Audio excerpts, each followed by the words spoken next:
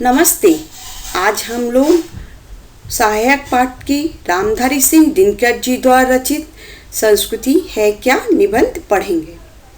रामधारी सिंह दिनकर स्वतंत्रता पूर्व एक विद्रोही कवि के रूप में स्थापित हुए और स्वतंत्रता के बाद राष्ट्र कवि के नाम से जाने गए। हिंदी के सुविख्यात कवि रामधारी सिंह दिनकर का जन्म 23 सितंबर 1908 ईस्वी में सिमरिया जिला मुंगेर में एक सामान्य किसान रवि सिंह तथा उनकी पत्नी मनरूप देवी के पुत्र के रूप में हुआ था। रामधारी सिंह दिनकर एक ओजस्वी राष्ट्रभक्ति से ओतप्रोत कवि के रूप में जाने जाते हैं। उनकी रचनाओं में ओज, विद्रोह, आक्रोश और क्रांति की पुकार है तो दूसरी ओर मानव सभ्यता और संस्कृति की अभिव्यक्ति है। उन्होंने सामाजिक और आर्थिक समानता की वकालत की और शोषण के खिलाफ रचनाएं लिखी। संस्कृति है क्या रामधारी सिंह दिनकर जी द्वारा रचित एक निबंध है जिसमें उन्होंने संस्कृति का अर्थ स्पष्ट करते हुए उसके प्रभावों पर प्रकाश डाला है। आपको पता होगा मनुष्य और पशु में क्या अंतर है। मनुष्य के पास संस्कृति है। अगर हम मनुष्य से उसकी संस्कृति छीन ले तो वह भी पाशविक प्रवृत्ति अपना लेगा। शिक्षा और संस्कृति को हम लोग जोड़ते हैं। अगर कोई पढ़ा लिखा होगा तो उसे हम सुसंस्कृत व्यक्ति ही कहेंगे। संस्कृति को हम अपने पूर्वजों से प्राप्त करते हैं। संस्कृति को एक पीढ़ी से दूसरी पीढ़ी तक पहुंचाया जाता है। उनकी पुस्तक संस्कृति के 4 अध्याय के लिए साहित्य अकादमी पुरस्कार तथा उर्वशी के लिए भारतीय ज्ञानपीठ पुरस्कार प्रदान किया गया। भारत सरकार ने इन्हें पद्म भूषण से सम्मानित किया। इनकी प्रमुख रचनाएं मिट्टी की ओर, रेती के फूल, कुरुक्षेत्र, रेणुका, हुंकार, परशुराम की प्रतीक्षा आदि हैं। रामधारी सिंह दिनकर ने अपनी प्रसिद्ध रचना संस्कृति के 4 अध्याय संस्कृति के विषय में व्यापक चर्चा की है। लेखक ने अपने निबंध संस्कृति है क्या में संस्कृति के लक्षणों की सहायता से उसे समझने और समझाने की प्रभावशाली कोशिश की है। संस्कृति की परिभाषा देना कठिन है। संस्कृति किसी समाज में गहराई तक व्याप्त गुणों का नाम है जो उस समाज के सोचने, विचारने, कार्य करने के स्वरूप में अंतर्निहित होती है। संस्कृति का शाब्दिक अर्थ है उत्तम या सुधरी हुई स्थिति। मनुष्य स्वभाव से प्रगतिशील प्राणी है। वह बुद्धि के प्रयोग से अपने चारों ओर की प्राकृतिक परिस्थितियों को निरंतर सुधारता और उन्नति करता चलता है। ऐसे प्रत्येक जीवन पद्धति, रीति रिवाज, रहन सहन, आचार विचार, नवीन अनुसंधान यानी कि खोज, जिसमें मनुष्य क्या होता है पशुओं और जंगलियों के दर्जे से ऊंचा उठता है और सभ्य बन जाता है। तो इसीलिए क्या कहते हैं संस्कृति क्या है? ऐसी चीज है जिसे हम लक्षणों माने गुणों से जान सकते हैं पर उसकी परिभाषा नहीं दे सकते। कुछ अंशों में वह सभ्यता से भिन्न गुण है।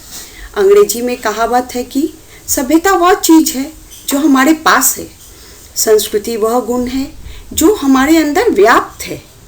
मोटर, महल, सड़क, हवाई जहाज, पोशाक और अच्छा भोजन ये तथा इनके समान सारी अन्य स्थूल वस्तुएं संस्कृति नहीं सभ्यता के समान है।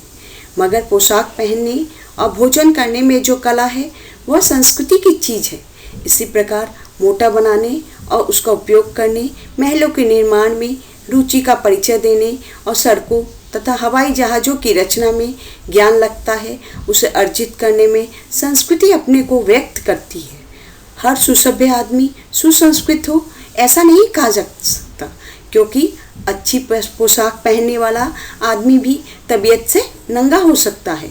तबीयत से नंगा होना संस्कृति के खिलाफ बात। सभ्यता वह चीज है जो हमारे पास है, जैसे मोटर, महल, पोशाक आदि। सभ्यता का संबंध शरीर के साथ जुड़ी हुई वस्तुओं से होता है। संस्कृति का संबंध आत्मा से होता है। संस्कृति का प्रभाव जन्म जन्मांतर तक हमारी आत्मा के साथ चलता है। संस्कृति सदियों से चली आ रही परंपरा होती है जो हमारे समाज में छाई रहती है। भोजन करने की कला, कपड़े पहनने की कला संस्कृति है। भोजन करना, कपड़े पहनना ये सभ्यता की वस्तु है। संस्कृति वह गुण है जो हमारे अंदर व्याप्त है।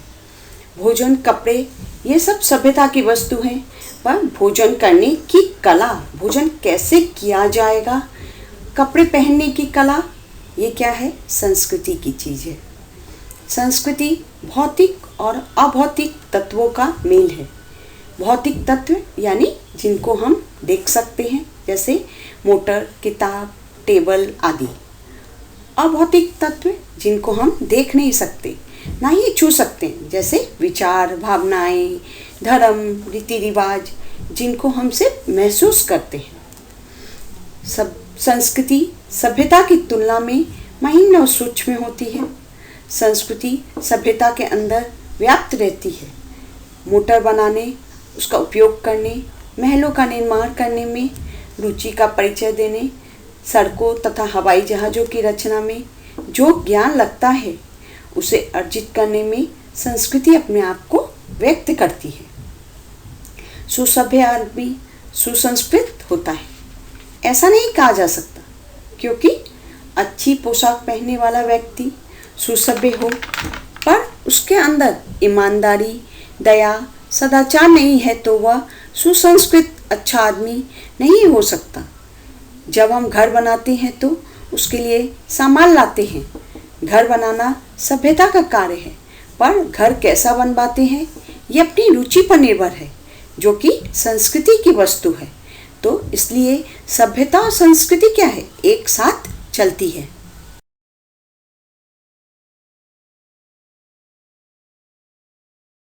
हर सुसभ्य आदमी सुसंस्कृत हो ऐसा नहीं कहा जा सकता। लेखक ने अपनी बात को समझाने के लिए छोटा नागपुर का उदाहरण दिया है। छोटा नागपुर की आदिवासी जनता पूर्ण रूप से सभ्य भले ना कहलाए, उनके पास बड़े बड़े उपकरण भले ना हो, पर दया, ईमानदारी, सदाचार आदि गुणों के कारण वो जनता सुसंस्कृत कहलाएगी। हमारे ऋषि मुनि भी घास फूस की झोपड़ियों में रहते थे, पत्तों में खाना खाते थे, वे सुसंस्कृत थे एवं हमारी भारतीय संस्कृति का निर्माण करने वाले भी थे। दिनकर जी ने संस्कृति और मनुष्य की प्रकृति यानी स्वभाव में अंतर माना है। क्रोध करना मनुष्य का स्वभाव है, लोभ में पड़ना मनुष्य का स्वभाव है, काम, वासना, द्वेष ये प्रकृति द्वारा मनुष्य को दिए गए हैं। ये सब मनुष्य के अंदर रहते हैं, ये सब स्वभाव मनुष्य के अंदर है, ये चीज़ें मनुष्य के अंदर विद्वान है। मनुष्य को आवश्यकता है प्रकृति द्वारा दिए गए गुणों पर काबू अगर ना रख पाए तो मनुष्य और जानवरों में कोई अंतर नहीं होगा। हमारे ऋषि मुनि मिट्टी के बर्तनों में रसोई पकाते थे, यही उनकी जिंदगी थी। पर यूरोपीय सभ्यता के अनुसार ये क्या है? ये सभ्यता के लक्षण नहीं है, पर वो क्या थे? वो हमारी संस्कृति के परिचायक हैं। मनुष्य को पशु और राक्षस के समान बना देते हैं। मनुष्य के लिए यही उचित है कि वह इन दुर्गुणों का गुलाम ना बनकर संयम द्वारा खुद पर विजय प्राप्त करने वाला व्यक्ति ही सुसंस्कृत कहलाएगा। यानी दुर्गुण माने काम, वासना, द्वेष, हिंसा, इन सब प्रवृत्तियों पर विजय प्राप्त करने वाला व्यक्ति ही सुसंस्कृत कहलाएगा। जो व्यक्ति इन दुर्गुणों मतलब खराब गुणों पर जितनी विजय प्राप्त करेगा, संस्कृति भी उतनी ऊंची मानी जाएगी। संस्कृति जिंदगी जीने का एक तरीका है। संस्कृति का तरीका सदियों से जमा होकर समाज में छाया रहता है। संस्कृति और सभ्यता साथ साथ चलती है और एक दूसरे को प्रभावित भी करती है। सभ्यता और संस्कृति की प्रगति साथ साथ चलती है। हमारे संस्कृति बहुत महीन चीज़ है। यह सभ्यता के अंदर इस तरह घुली मिली होती है जैसे दूध में मक्खन, जैसे मक्खन दूध में पूरा मिला हुआ रहता है, मिक्स रहता है, उसी तरह सभ्यता के अंदर संस्कृति मिली हुई रहती है। सभ्यता नष्ट हो सकती है पर संस्कृति का विनाश आसानी से नहीं हो सकता। संस्कृति नष्ट नहीं हो सकती। हमारे रहन सहन, खाने पीने, उठने बैठने में हमारे सभ्यता की पहचान होती है। हम मतलब पहचान में आता है कि हम कितने सभ्य हैं। जीवन में जो संस्कार हम प्राप्त करते हैं हमारी संस्कृति के अंग बन जाते हैं। मृत्यु के बाद हमारी संस्कृति की विरासत हम अपने बच्चों को दे जाते हैं। हम जैसा करेंगे वैसा ही हमारे बच्चे भी करेंगे। संस्कृति हमारा पीछा हमेशा करती रहती है, अर्थात संस्कृति जन्म जन्म तक हमारे साथ रह चलती है। आत्मा अमर है, इसलिए आत्मा के साथ हमारे दूसरे जन्म में संस्कृति भी जुड़ी हुई रहती है। आदिकाल से जो काव्य और दर्शन रचते आए हैं, चित्र और मूर्ति बनाते आए हैं, वे ही हमारी संस्कृति के रचयिता हैं। आदिकाल से हम जिस तरह शासन करते आए हैं, पूजा करते आए हैं, मकान बनाते आए हैं, नाटक और अभिनय करते आए हैं, बर्तन और घर के दूसरे सामान बनाते आए हैं, कपड़े और जेवर पहनते आए हैं, शादी और श्राद्ध करते आए हैं, त्योहार मनाते आए हैं, ये सब क्या है? हमारी संस्कृति है। संस्कृति एक धरोहर है, यानी संपत्ति है, जो हमें हमारे पूर्वजों से मिलती है, एक पीढ़ी से दूसरी पीढ़ी तक चलती है। हमारे उठने बैठने, रोने हंसने आदि में हमारी सभ्यता की पहचान होती है। हम लोग अपने परिवार, पड़ोसी और संसार से क्या करते हैं? दोस्ती या दुश्मनी करते हैं। ये हमारी संस्कृति का ही अंग है। जो संस्कार हम इकट्ठे करते हैं वही हमारी संस्कृति बन जाते हैं। संस्कृति का स्वभाव है वह आदान प्रदान से बढ़ती है। जब भी कोई भी दो जाति, दो देश वाणिज्य व्यापार या दोस्ती दुश्मनी के चलते मिलते हैं, तब उनकी संस्कृति का प्रभाव एक दूसरे पर पड़ता है। संसार में शायद ही कोई ऐसा देश होगा जो यह बोल सके कि उस पर किसी भी जाति का कोई प्रभाव नहीं पड़ा। मनुष्य एक सामाजिक प्राणी है।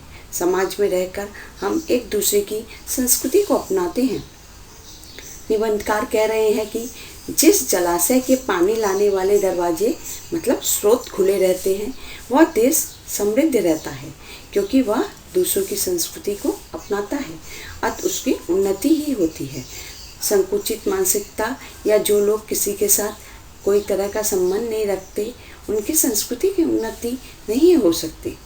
मुसलमान लोगों के आगमन से देश में उर्दू भाषा का जन्म हुआ।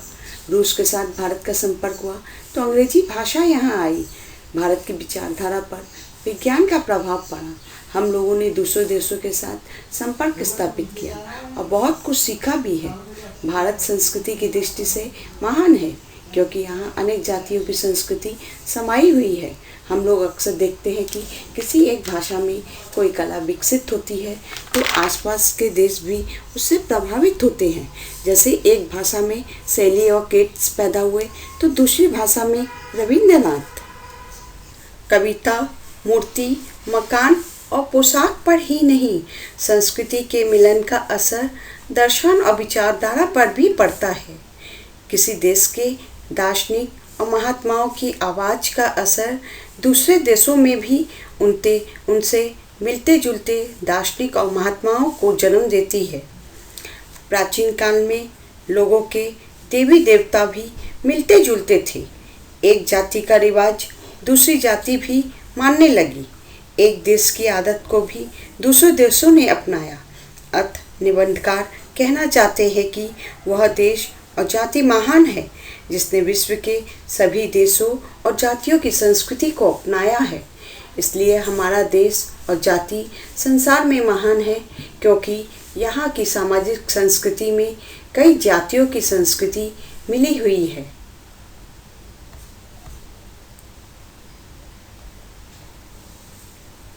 अब हम इस निबंध के कुछ प्रश्नों पर विचार करेंगे।